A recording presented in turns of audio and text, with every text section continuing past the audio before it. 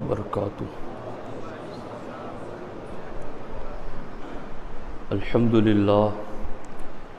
للہ الذی جعل نبینا شاہدا ومبشرا ونذیرا الی اللہ بإذنہ وسراجا منیرا والصلاة والسلام علی النبی حبیبہ المصطفى الذی ارسلہ بالحق والہدی وعلى آلہ واصحابہ اولی الصدق والصفاء اما بعد فاعوذ باللہ من الشیطان الرجیم بسم اللہ الرحمن الرحیم لا یغرنک تقلب الذین کفروا فی البلاد صدق اللہ العلی العظیم وصدق رسولہ النبی الکریم۔ انتہائی احترام و عقیدت کے ساتھ اپنے اور ساری کائنات کے مرکز عقیدت آقا دو جہاں حضور احمد مجتبیٰ محمد مصطفیٰ ارواحنا فدا صلی اللہ تعالی علیہ وسلم کی بارگاہ میں اپنی غلامی کا ثبوت دیں، اور جس طریقے سے میں پڑھا ہوں میرے ساتھ مل کر بآواز بلند نذرانہ محبت پیش کریں۔ الصلاۃ والسلام علیک یا رسول اللہ، الصلاۃ والسلام علیک یا حبیب اللہ، الصلاۃ والسلام علیک یا نبی اللہ، وعلی آلک واصحابک یا نور اللہ، صلی اللہ تعالی علیہ وسلم۔ مٹایا قیصر و کسریٰ کے استبداد کو جس نے، مٹایا قیصر و کسریٰ کے استبداد کو جس نے، وہ کیا تھا زور حیدر فقر بوذر صدق سلمانی۔ مٹایا قیصر و کسریٰ کے استبداد کو جس نے، استبداد کہتے ہیں ظلم اور زیادتی کو، مٹایا قیصر و کسریٰ کے استبداد کو جس نے، وہ کیا تھا زور حیدر فقر بوذر صدق سلمانی۔ دوستان محترم، آج کے اس جمعۃ المبارکہ میں میری گفتگو کا موضوع ہے اسلام ہی انسانیت کا علم بردار ہے۔ آج بہت سارے شوشے گوشے یوں اٹھ رہے ہیں کہ کئی پڑھے لکھے لوگ یوں باتیں کر رہے ہیں کہ ہم مذہب کے اعتبار سے بات نہیں کرتے، ہم صرف انسانیت کے لیول پر بات کرتے ہیں، اور کئی جری اور بے باک ایسے بھی ہیں جو یوں کہتے ہیں کہ نہ ہندو بن نہ مسلمان بن، پہلے انسان بن۔ تو یوں اس طریقے سے نہ مسلمان بن وغیرہ کا لفظ بولنا، یہ صراحتاً دین سے دوری کی طرف بندے کو لے جاتا ہے، اور کئی باتیں کرنے والے تو جان بوجھ کر اور پھر ان کا سن کے کچھ لوگ لا علمی اور جہالت میں بھی یوں باتیں کرتے بھی ہیں کہ ہم صرف انسانیت کے لیول پر بات کرتے ہیں، ابھی مذہب کو سائڈ پہ رہنے دو۔ میں کہتا ہوں کہ انسانیت کے جتنے بھی حقوق کی آج لوگ بات کر رہے ہیں، اسلام نے اور پیغمبر اسلام نے 1450 سال پہلے انسانی قدروں کی باتیں اس سے کئی گنا زیادہ اعلیٰ درجے کی اپنی امت کو سکھا دی ہیں۔ مسلمانوں کے لیے لازم ہے کہ وہ اپنے نبی علیہ الصلوۃ والسلام کا لایا ہوا دین پڑھیں اور اس کو سمجھنے کی کوشش کریں۔ اسلام میں انسان انس سے بنا ہے، اور انس کے ذریعہ جو انسان بنا ہے تو اس انسان کا معنی بنتا ہے محبت کرنے والا، الفت رکھنے والا، پیار کرنے والا، اور اخوت و رواداری اور بھائی چارگی رکھنے والا۔ اسلام کی روشنی میں انسان جو انس سے بنا ہے تو اس کا انسان کا یہ مطلب بنتا ہے، اور اسلام میں مسلمانوں کا عقیدہ ہے کہ سارے انسانوں کی ابتدا حضرت آدم علیہ السلام سے ہوئی ہے، اور اسی وجہ سے حضرت آدم علیہ السلام کو ابو البشر کہتے ہیں، سارے انسانوں کے باپ، اور انسانوں کی ابتدا آدم علیہ السلام سے ہوئی یہ یقینی بات ہے اور یقینی دلائل کے ساتھ ثابت ہیں۔ آپ اس کو آسانی سے یوں سمجھ سکتے ہیں کہ مثال کے طور پر دنیا میں انسانوں کی گنتی شروع ہوئی تو آج سے 100 سال پہلے دنیا میں انسانوں کی تعداد آج کے مقابلے میں بہت کم تھی، اور پھر اس کے بعد 100 سال اور پیچھے چلے جائیں تو اس میں انسانوں کی تعداد اس پہلے والے 100 سال سے کم تھی۔ یوں اس طریقے سے آپ 100 سال گھٹاتے چلے جائیں تو یہ انسانوں کا سلسلہ پاسٹ میں، ماضی میں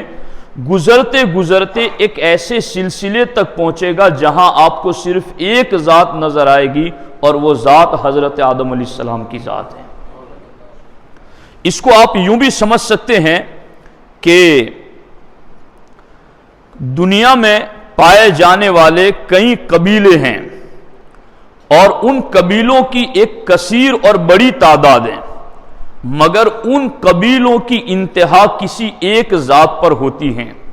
جیسے اس دنیا میں سید کروڑوں کی تعداد میں پائے جاتے ہیں، مگر ان کا سلسلہ آپ پیچھے کی طرف جانا شروع کر دیں گے تو یہ جو کروڑوں کی تعداد میں سادات پھیلے ہوئے ہیں وہ جہاں جا کر ختم ہوتے ہیں وہ حضور سید المرسلین صلی اللہ علیہ وسلم کی ایک ذات ہیں۔ اسی طریقے سے سمجھنے کے لیے بنی اسرائیل کثیر تعداد میں دنیا میں پائے جاتے ہیں، مگر ان کے باپ دادا کی فہرست میں آپ پیچھے کی طرف جائیں گے تو ان کا وجود صرف ایک حضرت یعقوب علیہ السلام کی ذات پر جا کر ختم ہو جاتا ہے کہ انہی سے یہ بنی اسرائیل نکلے، سادات یہ حضور سید المرسلین صلی اللہ علیہ وسلم سے آگے چلیں۔ تو اسی طریقے سے صرف سید اور بنی اسرائیل کو ہی نہیں، دنیا کے سارے قبیلوں کو آپ لے لیں اور ان سارے قبیلوں کے اعتبار سے آپ پیچھے پاسٹ کی طرف جانا شروع کر دیں تو جہاں آپ بہت پیچھے چلے جائیں گے تو وہاں آپ کو پتا چلے گا کہ ایک ذات ہے جن کے اوپر جا کر تمام انسانوں کے تمام قبیلے ختم ہو جاتے گئے، جن کا نام ہر آسمانی کتاب میں حضرت آدم علیہ السلام لکھا ہوا ہے۔ اب یہ بات بتانے کی ضرورت کیوں پڑی مجھے؟ یہ اس لیے ضرورت پڑی کہ انسانیت کی باتیں آج وہ کر رہے ہیں کہ جنہوں نے انسان کو بندر کی اولاد مانا ہے، ڈاروین کے نظریے کے مطابق کہ انسان بندر کی ترقی یافتہ شکل کا نام ہے۔ جانور کی نسل میں ہونے کا تم یقین رکھتے ہو اور پھر انسانیت ڈھونڈتے ہو؟ انسانیت تو انسان میں وہ بتائے گا جس نے انسان کو انسان کی اولاد مانا ہے، صرف انسان کی اولاد ہی نہیں ایک نبی کی اولاد مانا ہے، صرف ایک نبی ہی نہیں بلکہ جنت سے آئے ہوئے پیغمبر کی اولاد مانا ہے۔ اگر آپ یہ نظریہ رکھیں گے جو قرآن کی روشنی میں ہے، اللہ تعالیٰ نے جب حضرت آدم علیہ السلام کو زمین پر بھیجا تو کیا کہا کہ قُلْنَا اهْبِطُوا مِنْهَا جَمِيعًا، اے آدم تم سب کے سب زمین پر اتر جاؤ۔ تو جنت سے اترنے والے تو صرف دو تھے، حضرت حوا اور حضرت آدم۔ پھر یہ جمیعاً کا لفظ اور قلنا ہم نے کہا اہبطوا یہ بھی جمع کا صیغہ اور جمیعاً یہ بھی جمع کا، تم سب کے سب زمین پر اتر جاؤ۔ تو وہ سب کے سب کیا تھے؟ وہ اترنے والے تو دو تھے۔ تو تفاسیر میں لکھا گیا کہ اترنے والے بظاہر تو دو تھے مگر پشت آدم میں ساری انسانیت زمین کی طرف اتر رہی تھی۔ تو پیس کی بات کرنے والے، امن و شانتی اور سکون کی بات کرنے والے اور دنیا کو جنت جیسا دیکھنے کی باتیں کرنے والے، یہ تو اسی وقت ممکن ہے کہ جب اپنے آپ کو انسان کی اولاد مانے اور پھر اس انسان کی اولاد مانے جو جنت سے آئے ہیں، اور یہ اصول اسلام نے دیا ہے۔ اور پھر اللہ تعالیٰ نے کیا کہا کہ تم سب کے سب اتر جاؤ زمین کی طرف۔ اب کیا ہے اگلا مرحلہ، آگے کیا سبق ہے؟ قرآن کہتا ہے فَإِمَّا يَأْتِيَنَّكُم مِّنِّي هُدًى فَمَن تَبِعَ هُدَايَ فَلَا خَوْفٌ عَلَيْهِمْ وَلَا هُمْ يَحْزَنُونَ۔ اب تم اتر جاؤ آدم زمین کی طرف، فَإِمَّا يَأْتِيَنَّكُم مِّنِّي هُدًى، اب تمہارے پاس میری طرف سے ہدایتیں ضرور آئے گی، میری وحی آئے گی، میرا پیغام آئے گا۔ فَمَن تَبِعَ هُدَايَ، اور پھر جو اے آدم تمہارے ذریعہ اور تمہاری نسل میں آنے والے نبیوں اور صالحین کے ذریعہ جو میری ہدایت بندوں تک پہنچے گی، فمن تبع ہدایا، اور پھر جو اس ہدایت کی پیروی کرے گا، فلا خوف علیہم ولا هم یحزنون، اللہ فرماتا میں انہیں بے خوف اور بے غم کر دوں گا۔ تو اب دھیان کرو اس چیز پر کہ یہ ہے انسانیت۔ اب جنہوں نے انسانیت کا رشتہ جانور سے جوڑ دیا ہے، وہ آج یہ کہہ رہے ہیں کہ مذہب کو چھوڑ دو، انسانیت کی بات کرو۔ ہم کہتے ہیں پہلے اپنا نظریہ بدلو، اپنی سوچ بدلو، پہلے انسان کی اولاد بننے کی بات کرو، پھر انسانیت کی بات کرو۔ اسلام پہلے ہی دن سے انسان کو حضرت آدم علیہ السلام کی اولاد مانتا ہے، اور اسی لیے اسلام نے جو انسانیت کا پیغام دیا ہے، دنیا میں کسی مذہب میں انسانیت کا وہ پیغام آپ کو نہیں ملے گا۔ دیکھو اس کا ایک صرف سرسری جائزہ، حالانکہ اس پر میں چلاؤں گا آگے گفتگو، میں ایک سمجھنے کے لیے بات ذکر کرتا ہوں کہ اسلام دنیا میں نہیں آیا تھا، یعنی اللہ کے رسول علیہ الصلوۃ والسلام۔ یہ بھی ایک بات ہے کہ جو لوگ یہ کہتے ہیں سناتن دھرم کی بات کرتے ہیں کہ ہم پہلے سے ہیں، تو حقیقت میں اسلام یہ حضرت آدم علیہ السلام ہی سے دنیا میں آ گیا۔ ہاں، پھر محمد عربی صلی اللہ علیہ وسلم سے اسلام کو کیوں جوڑتے ہیں؟ تو قرآن کہتا الیوم اکملت لکم دینکم، محمد عربی صلی اللہ علیہ وسلم پر ہم نے اسلام کو کمپلیٹ کر دیا ہے، ان کے آنے پر ہم نے مکمل کر دیا ہے۔ حالات تقاضے جتنے بھی بدلتے رہیں گے، مگر اب ان کا دین قیامت تک کے لیے ہے، ان پر ہم نے کمپلیٹ کر دیا ہے۔ تو سرکار دو عالم صلی اللہ تعالی علیہ وسلم کی آمد سے پہلے انسانیت کی تقسیم لوگوں میں کیا تھی، لوگ انسانیت کو کیسے مانتے تھے؟ تو انسانیت کی تقسیم حضور کی آمد سے پہلے رنگ و نسل اور وطن کی بنیاد پر ہوتی تھی۔ کیسے؟ ہر سفید رنگ والا، چاہے اس کا نامہ اعمال کتنا ہی سیاہ اور کالا کیوں نہ ہو، وہ کالے رنگ والے سے برتر سمجھا جاتا تھا۔ یہ انسانیت کی تقسیم حضور کی آمد سے پہلے تھی۔ اور آج بھی افریقہ وغیرہ ملکوں میں آپ جاؤ، کئی ممالک میں آج بھی یہ تصور ہے کہ گورے کالوں سے بہتر ہے، اور اس کی جنگ بھی چل رہی ہے ان کے درمیان۔ تو یہ تقسیم حضور سید عالم صلی اللہ علیہ وسلم کی آمد سے پہلے تھی کہ جو سفید رنگ والا ہوگا وہ چاہے کتنا ہی گھٹیا کیوں نہ ہو، اس کا نامہ اعمال کتنا سیاہ ہی کیوں نہ ہو، وہ ہر حال میں کالے سے بہتر، اگرچہ کالا کتنا ہی ولی صفت بندہ کیوں نہ ہو۔ اور اسی طریقے سے وطن کے اعتبار سے بھی ان میں یہ فضیلتیں مانی جاتی تھی۔ ہندوستان کی سرزمین پر ہر برہمن، چاہے وہ کتنا ہی جاہل اور کن دل کیوں نہ ہو، وہ ہر اس عقل مند شخص سے بھی افضل مانا جاتا تھا جس کو کسی برہمن مانے جنا نہیں ہے۔ تو یہ انسانیت کی تقسیم حضور سید عالم صلی اللہ علیہ وسلم کی آمد سے پہلے تھی، مگر انسانیت کو صرف ایک مرکز پر لا کر جنہوں نے جمع کر دیا ہے، وہ کیا مرکز ہیں؟ ان اکرمکم عند اللہ اتقاکم، اللہ کے رسول علیہ السلام جو قرآن لے کر آئے، اس قرآن میں کہا گیا کہ تم میں اب سب سے زیادہ عزت والا وہی ہیں جو سب سے زیادہ متقی ہیں، اور گورے اور کالے رنگ کی سرکار نے انسانیت کی جو تقسیم تھی اس کو اتنا ختم کر دیا کہ باضابطہ اسلام کی راجدھانی مکہ جب فتح ہوا تو سرکار نے جس کو کعبے کی چھت پر کھڑا کیا وہ گورا نہیں تھا، وہ کالے رنگ کا حبشی غلام تھا جسے حضرت عمر یا سیدنا بلال کہہ کر کے پکارتے تھے۔ تو یہ چیز ہے جس کو اسلام نے لوگوں کے سامنے ذکر کیا، اور اس چیز کو اسلام نے لوگوں کو سمجھایا ہے۔ اب اس سلسلے میں اصل معاملہ یہ ہے کہ یہ دنیا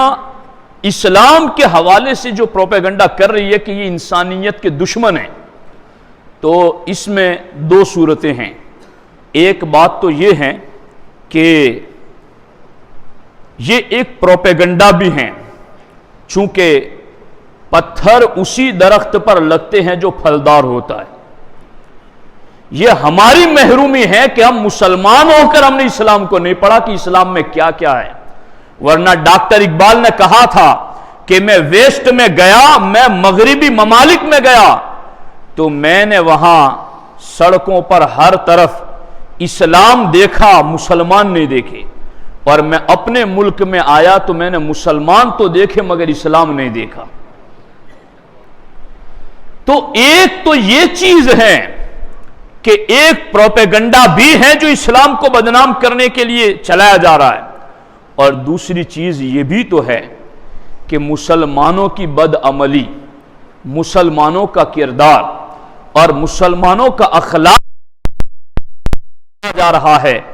کہ انہیں دیکھ کر لوگ سمجھتے ہیں کہ یہ مسلمان ہے تو پھر اسلام ایسا ہوگا، یہ مسلمان ہے تو پھر اسلام ایسا ہوگا۔ اسی لیے یاد رکھنا، دھیان سے سننا، قرآن جو صحیفہ ہدایت ہے، قیامت تک کے لیے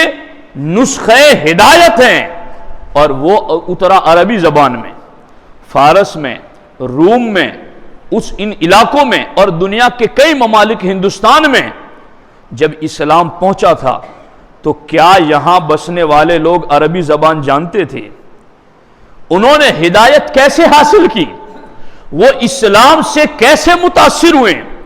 اسلام کے قریب کیسے آئے؟ تو ساری تاریخ اور سیرت کی کتابیں ہمیں یہ بتا رہی ہیں کہ محمد کریم صلی اللہ تعالی علیہ وسلم نے اپنے صحابہ کو چلتا پھرتا قرآن کا نمونہ بنا دیا تھا۔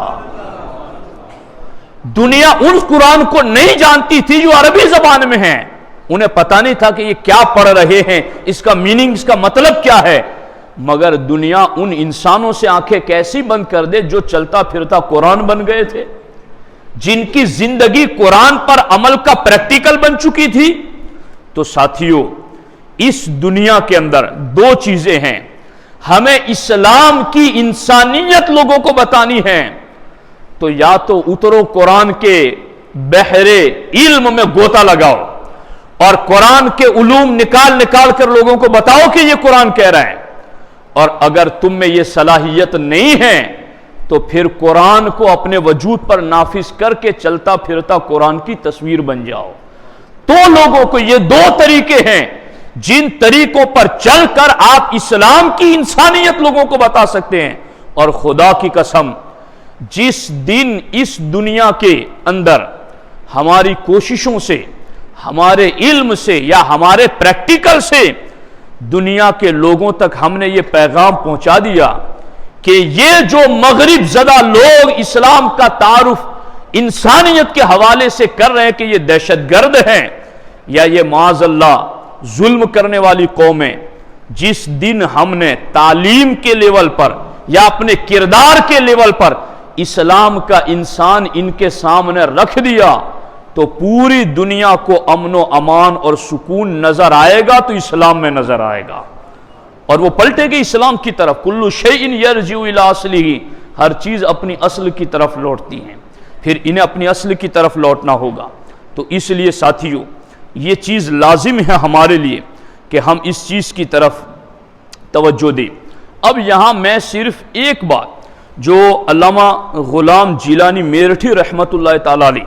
امام النحو ہیں، میں ان کے لکھے ہوئے لفظ آپ کو پڑھ کے سناتا ہوں۔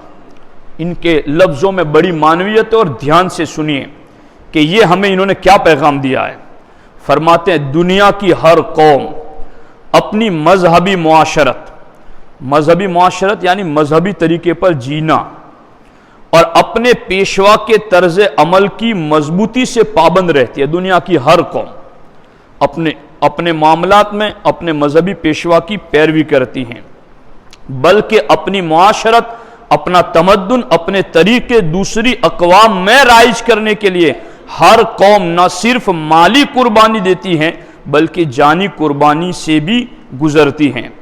مگر بڑے شرم کی بات ہے کہ مسلم کہلائیں اور اسلامی معاشرت، اسلامی آداب ترک کرتے جائیں۔ اب سننا، انگریز کو دشمن اسلام سمجھیں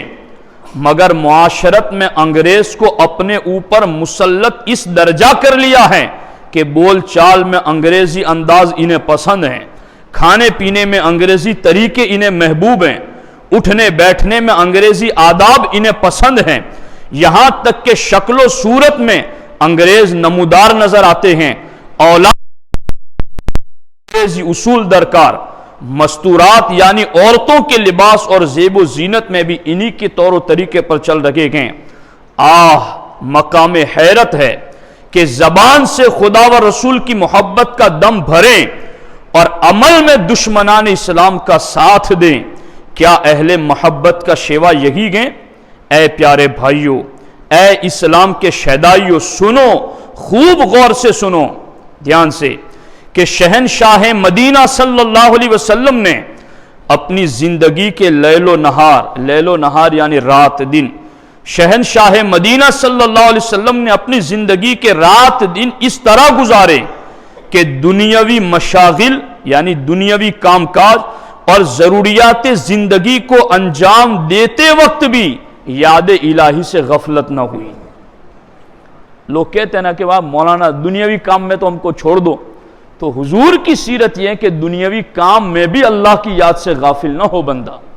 کہ ان دنیاوی کاموں کو بھی اللہ کے رسول علیہ السلام کے بتائے ہوئے فرمان کے مطابق عمل کرنے کی کوشش کریں۔ تو یہ ہے اسلام جو انسانیت کا ایک سبق سکھاتا ہے۔ اس پر ایک تفصیلی گفتگو ہے، وقت کے لحاظ سے میں اس کو مختصر کر رہا ہوں اور انشاءاللہ اس پر آئندہ گفتگو کروں گا کہ اسلام نے اس حوالے سے کیا باتیں عرض کی ہیں۔ اب یہاں دو باتیں میں آپ کی خدمت میں عرض کرتا ہوں، ایک مسئلہ نماز کے حوالے سے ہیں اور ایک ہمارے عام طور پر لوگوں کے درمیان چیز واقع ہوتی ہیں، اور وہ یہ ہے کہ وراثت اور بٹوارے کا جو مسئلہ ہوتا ہے تو بڑی تعداد میں لوگوں کو یوں دیکھا جاتا ہے کہ لوگ ایک دوسرے کا مال ہڑپ جانا یہ بہت آسان سمجھتے ہیں، اور پھر اگر سامنے کوئی کمزور بندہ ہو، کوئی عورت ہو یا کوئی یتیم ہو، تو پھر تو وہ سمجھتا ہے کہ اب اس کا تو آگے پیچھے کوئی ہے ہی نہیں، اب تو میرے لیے ہاتھ کھلے ہوئے، میں دوں یا نہ دوں۔ لیکن یاد رکھیں ایک دن ہمیں مرنا ہے اور جو کچھ ہمارے ہاتھ میں ہے وہ سب کچھ یہاں زمین کے اوپر رہ جائے گا، زمین میں اکیلے ہمیں جانا ہے اور حساب ہمیں خود دینا ہے۔ اور یاد رکھنا اس چیز کو جس کو ہمارے آقا علیہ السلام نے فرمایا کہ جانوروں کا بھی اللہ ایک دوسرے سے بدلہ دلائے گا، اور انسانوں کا معاملہ تو یہ ہوگا کہ کسی نے ایک پیسے کا بھی کسی کا حصہ دبا، حضرت فرماتے اس کی 700 رکعت با جماعت نمازیں اس کے بدلے میں دے دی جائے گی۔ اس لیے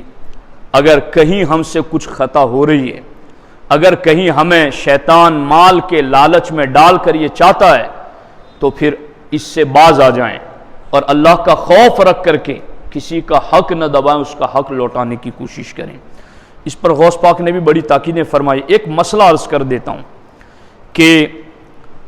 کئی مرتبہ فجر کی نماز میں ایسا ہوتا ہے کہ آدمی تھوڑا تاخیر سے آیا اور اس کو جماعت مل گئی اور وہ نماز میں کھڑا ہو گیا، اب اس نے سنت نہیں پڑھی ہے، تو نماز جیسے ہی فجر کی پڑھ لیتا ہے وہ پھر فوراً اپنی سنتیں پڑھنے کے لیے کھڑا ہو جاتا ہے، تو ایسا نہیں ہونا چاہیے، شریعت میں یہ منع ہے۔ اصل حکم یہ ہے کہ اگر آپ کو سنت پڑھنے کا موقع نہیں ملا اور آپ فجر کی جماعت میں شریک ہو گئے تو اب سورج نکلنے تک اور سورج نکلنے کے بعد 20 منٹ تک